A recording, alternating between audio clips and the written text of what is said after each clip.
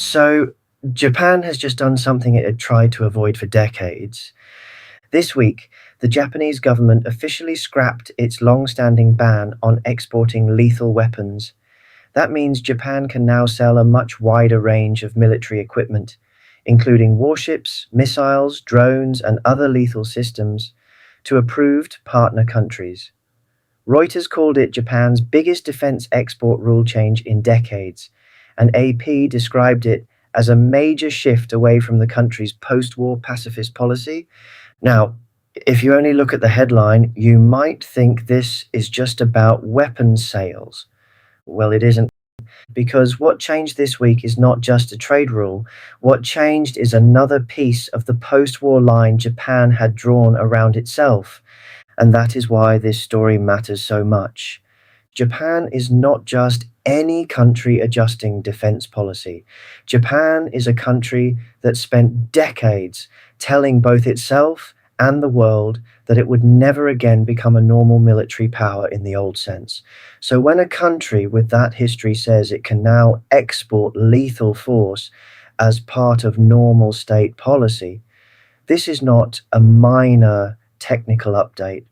It is a political shift, a historical shift, and for a lot of countries in Asia, a psychological shift as well. And I think the real question here is not simply whether Japan can sell weapons now.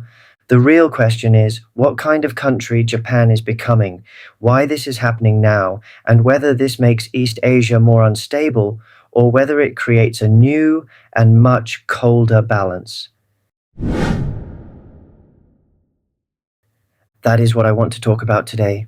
To understand why this matters, we have to slow down a little and go back, because Japan did not wake up one morning and suddenly decide to become a weapons exporter. This has actually been a long process. After World War II, Japan built an entire political identity around restraint. Article 9 renounced war, and over time, Japan also developed a larger culture of limiting military activity, keeping defense tightly controlled, and making sure the country would not again look like the kind of state it had once been. One practical expression of that was the long-standing ban on arms exports. The older framework began with the 1967 Three Principles on Arms Exports, and by 1976, those restrictions had effectively become a near total ban. For decades, that export ban became one of the clearest symbols of post-war Japan. Now, of course, even that system did not stay frozen forever. Under Shinzo Abe, Japan already started loosening some of these restrictions. In 2014, the old framework was replaced with a more flexible one, but even then the change was still limited. Japan could transfer certain categories of non-lethal equipment or participate in certain forms of defense cooperation, but it was still not openly operating like a normal exporter of lethal weapons. That is why this week's change matters so much more, because this is the point where the line really moves. Reuters says the new rules remove the old 5 export categories and replace them with case-by-case assessment, while still keeping restrictions on countries in active conflict and maintaining formal screening. AP reports that Japan can now export a much broader range of lethal systems, including destroyers, missiles, drones, and other equipment, to 17 partner countries that already have defense cooperation arrangements with Tokyo, subject to National Security Council approval and post-sale monitoring. So this is no longer a narrow exception inside a pacifist framework. This is a structural shift in what that framework is now willing to allow. Now, to be clear, this does not mean Japan is suddenly going to sell anything to anyone. That part matters. This is not total deregulation.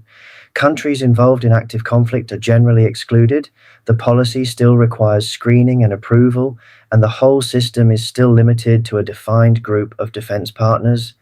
AP says the current framework applies to 17 countries. So no, this is not some completely unrestrained free-for-all. But that does not really change the deeper point, because the real significance of this move is not that every barrier is gone. The real significance is that the old taboo is gone. For decades, the underlying principle was that Japan does not export lethal force as a normal instrument of state policy. Now, that principle has clearly changed. And once that principle changes, everything else becomes easier to change later. So then the next question becomes why now? Why is this happening at this moment? And why under Sanae Takaichi? I think part of the answer is political timing. Takaichi is not governing from a weak position. Reuters reported in February that she and the Liberal Democratic Party won a historic lower house landslide, giving her broad room to act and a clear electoral mandate. That matters because governments usually do not push highly sensitive national security changes when they are fragile or hanging by a thread. They do it when they believe they have momentum, when they believe the bureaucracy will follow, and when they think they can absorb criticism. And I think another part of the answer is ideological. Takaichi is not just a neutral administrator who happened to sign a rule change. She comes from the more conservative and nationalist side of Japanese politics, and her rise has long been associated with a harder view of state power, economic revival, and national defense. So, in that sense, I would not describe this as her merely extending Abe's line in a passive way. It looks more like she is pushing that line further under conditions that are more favorable than before.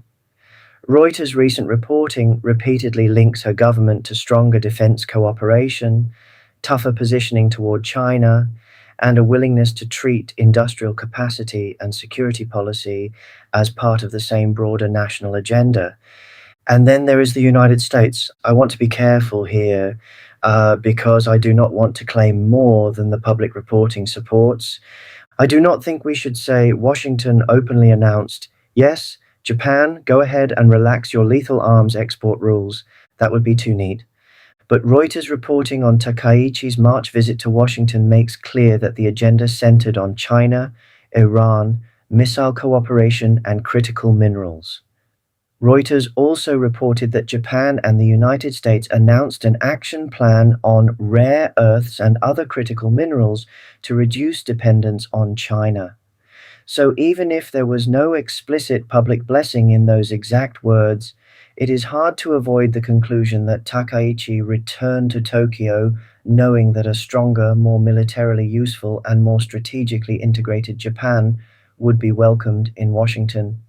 And domestically, that matters a lot, because if Japanese conservatives, bureaucrats, and defense firms all believe that this shift is not only politically possible at home, but also strategically acceptable to the United States, then the resistance to moving faster becomes much lower.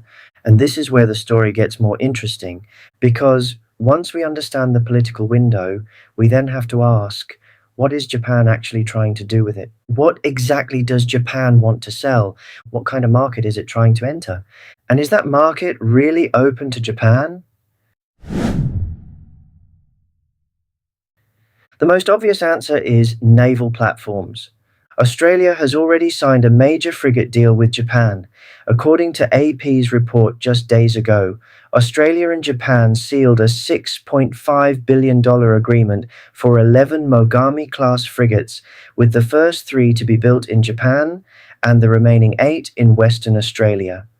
AP also noted that these ships have advanced capabilities and require a crew of only 92 personnel, which helps explain why the Mogami has become such an important symbol of Japan's new export profile. And I think the Mogami example tells us a lot about the kind of seller Japan wants to be.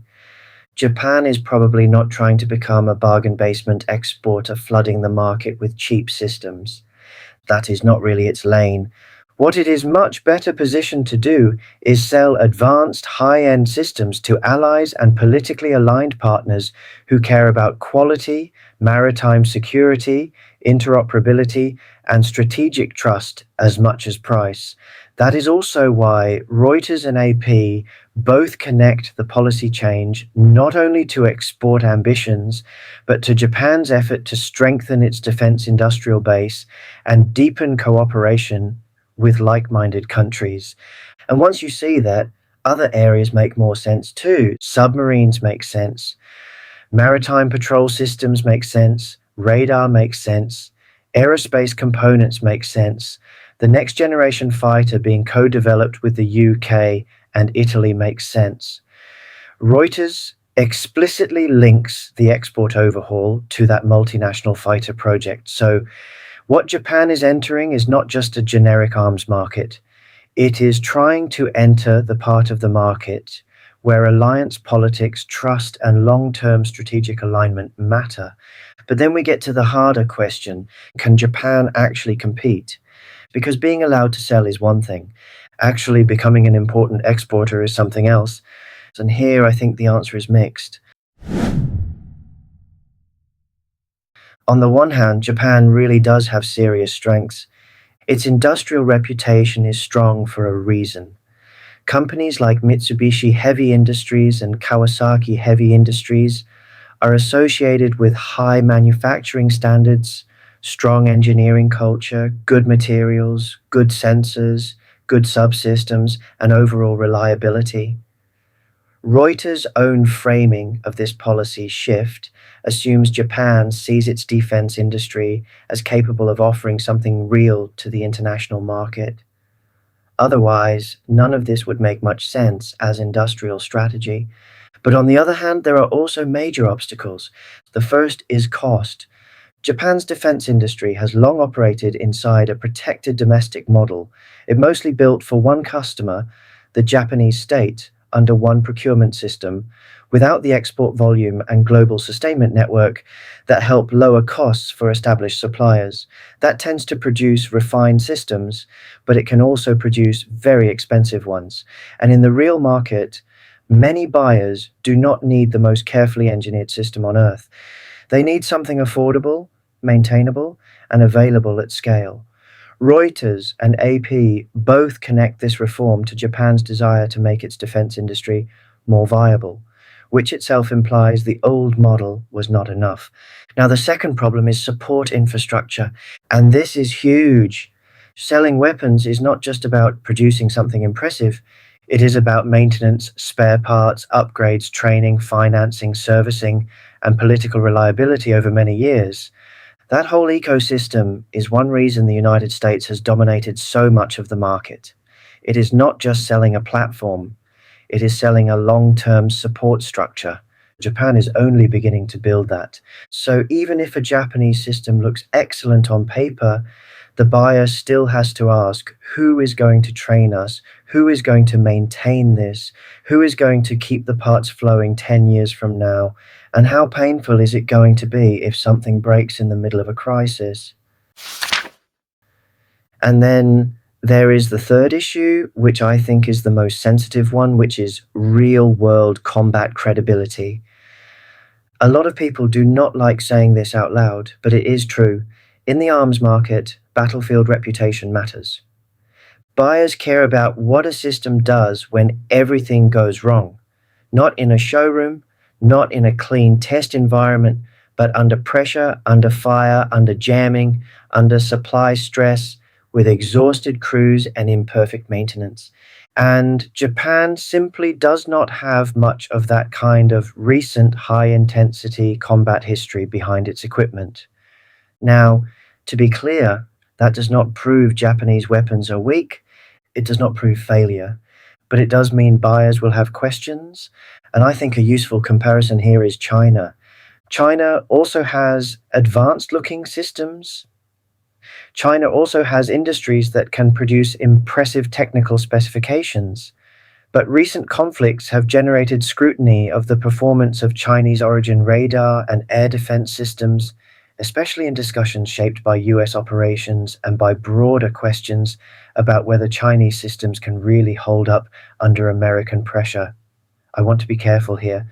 Open public reporting does not firmly establish every rumor, every wartime claim, or every dramatic story that circulates after conflict. But the larger point still stands. In this market, perception matters, and once the perception spreads that a system underperforms in real war, reputational damage can happen very fast. That is exactly the kind of hurdle Japan will also face. At the same time, though, I do not think this can be reduced to engineering or battlefield performance alone. Because arms sales are also political. In fact, sometimes they are mainly political. If a country like Australia, the Philippines, or another US aligned partner buys Japanese equipment, it is not only buying a weapon system, it is also buying alignment, trust, interoperability, and a place inside a wider security network. Reuters reported that countries such as the Philippines, the United States, and Germany welcome Japan's rule change. That is not a small detail. It tells you that the diplomatic and alliance value of Japanese exports may sometimes matter as much as the equipment itself. And once you see that, the historical comparison with the Korean War becomes much more important. Because I think this is one of the most revealing parts of the whole story. After World War II, the United States did not originally imagine Japan becoming what it eventually became. But the Korean War changed the strategic logic. Japan's industrial base and geographic position suddenly became extremely useful. The war gave Japanese industry a major boost through US procurement and support demand, and that has long been understood as part of Japan's early post war recovery. The analogy is not exact, and today's Japan is obviously not a broken economy waiting to be rescued. But there is still a real historical echo here. Once again, regional conflict is increasing the strategic value of Japan's industrial capacity. Once again, the United States is looking at Japan not just as an ally to be defended, but as a producer that can help fill capacity gaps inside a wider military system. Reuters reported last month that the US-led Partnership for Indo-Pacific Industrial Resilience launched a missile motor production program with Japan and expanded other defense manufacturing initiatives closer to Asia's flashpoints. Reuters had also reported in 2024 that Mitsubishi Heavy Industries was producing roughly 30 PAC-3 interceptors annually in Japan and could potentially double that output, although the plan was constrained by shortages of Boeing-made Seekers. That is important because it shows the real issue here is not only exports, it is production capacity. Japan is increasingly being treated as a manufacturing node inside an allied military-industrial framework. And if that is true, then this export rule change has an economic meaning that goes well beyond pure security logic. Because a defense industry that only sells to the Japanese state is limited in scale, limited in learning, and limited in long-term viability. A defense industry that can co-develop, co-produce, and export is a different thing entirely. It can justify larger production runs, it can preserve industrial skills, it can support more investment, it can spread research and development costs more effectively. That is why I think Takaichi's government is not just looking at this as a military policy, it is also looking at it as industrial policy. AP says her administration views defense as a growth sector and is encouraging industry participation with funding and support, while Reuters explicitly frames the rule changes as part of a push to reinforce Japan's defense industrial base. Now, of course, none of this happens in a vacuum, and that is where China comes in. Beijing has already condemned the move. Reuters reports that China portrayed Japan's shift as a step toward militarism. That reaction is not surprising at all. From Beijing's point of view, this is not one isolated rule revision. It sits inside a much broader pattern: higher Japanese defense spending, closer missile and industrial cooperation with the United States, stronger concern about Taiwan, and a Japan that now seems less interested in hiding behind the older post-war vocabulary. Reuters also reported in March that Japan's diplomatic blue book would soften its traditional language about China while citing rare earth export controls, radar lock-ons, and increased pressure around Taiwan. South Korea is more complicated. And I want to be careful here. I would not say, at least not without stronger public evidence, that South Korea has reacted in one single uniform official way. But it is obvious that historical memory matters. Even if Seoul shares security concerns about China and North Korea, the psychological meaning of Japanese military normalization is still very different in Korea than it is in Washington. And that is part of the problem with all of this. Japan can say this is about defense cooperation. The United States can say this is about burden sharing, but not every country in Asia will hear it that way. And then there is the economic angle. This, I think, is one of the biggest differences between now and the early Cold War. Back then, Japan and China were not economically intertwined in the way they are now. Today, they are deeply entangled through trade, industry, supply chains, critical minerals, and manufacturing. Reuters reported in March that Washington and Tokyo launched an action plan specifically aimed at reducing dependence on China in rare earths and other critical minerals. Reuters also reported today that US Trade Representative Jameson Greer is urging allies to pay a national security premium for non-Chinese critical minerals, which shows how seriously Washington now takes that dependence problem. In other words, Japan is trying to become more strategically independent in a system where China still holds meaningful economic leverage. And this is exactly why, in the end, I do not think the right conclusion is simply Japan is rearming, therefore the region is headed straight into chaos. I think that is too simple. Do I think this will raise tension? Yes, absolutely. Do I think it will deepen distrust? Yes. Do I think it will make many people in China, in Korea, and also inside Japan itself more uneasy? Of course. But I think there is another possibility here, and it is the one I take more seriously. If Japan's military normalization happens inside the US alliance system, and if Japan's growing defense role remains tied to that structure rather than breaking free from it, then what may emerge is not immediate disorder, but a harder and colder balance. Not peace in the comforting sense, not trust, but a more explicit balance, a more visible balance, a balance in which Japan is no longer pretending to be only a restrained post-war state, China no longer pretends not to notice what Japan is becoming, and the United States no longer treats Japan simply as a protected ally, but increasingly as a strategic contributor. Reuters reporting on Takaichi's Washington diplomacy and on Japan's export overhaul both fit that picture. Japan is becoming more useful to Washington and more worrying to Beijing at the same time. And yes, that kind of balance is tense, but tense is not always the same thing as unstable in the immediate sense. In some cases, clarity can deter more effectively than ambiguity. Now, I also want to put one condition on that, and it is an important one. Japan is not doing this in a vacuum. It is doing this inside an alliance hierarchy.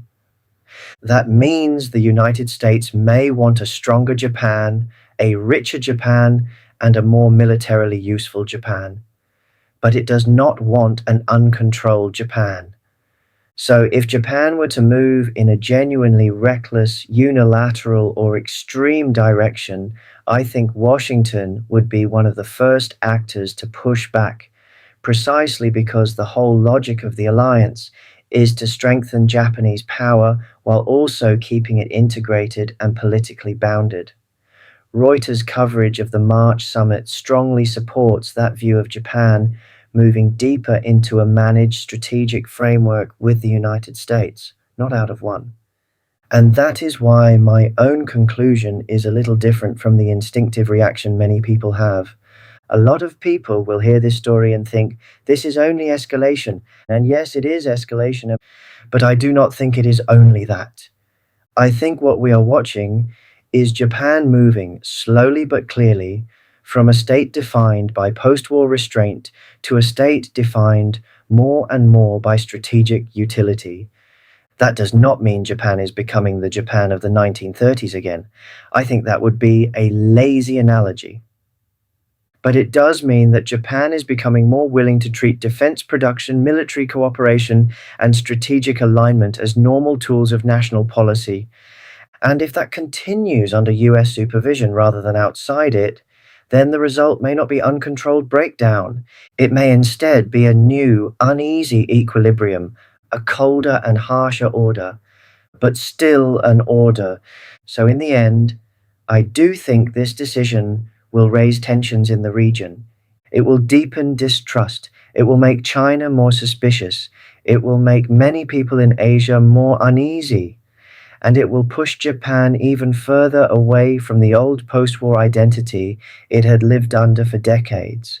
China has already condemned the move, while Japan's government argues the policy is necessary for security cooperation and for strengthening its defense industrial base.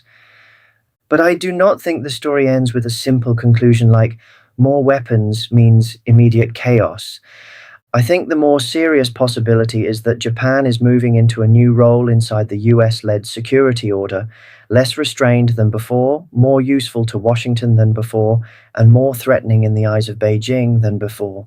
Takaichi is pushing this shift with strong domestic political backing after a historic landslide election, while her government's recent Washington diplomacy has centered on missile cooperation, critical minerals, and deeper strategic coordination with the United States. So, yes, this may make the Western Pacific more tense, but tension is not always the same thing as immediate collapse. Sometimes what emerges is not disorder, but a harder, colder, and more explicit balance, one that nobody is comfortable with, but one that all sides may eventually learn to live within. And that, to me, is the real question behind this story. Last but not least, thank you for being interested in this topic. If you enjoyed this episode, please subscribe to the channel, leave a like, and share this video with anyone who may find it interesting. And of course, I'd really love to hear what you think. Do you see this as a dangerous escalation, or as the beginning of a new balance in Asia?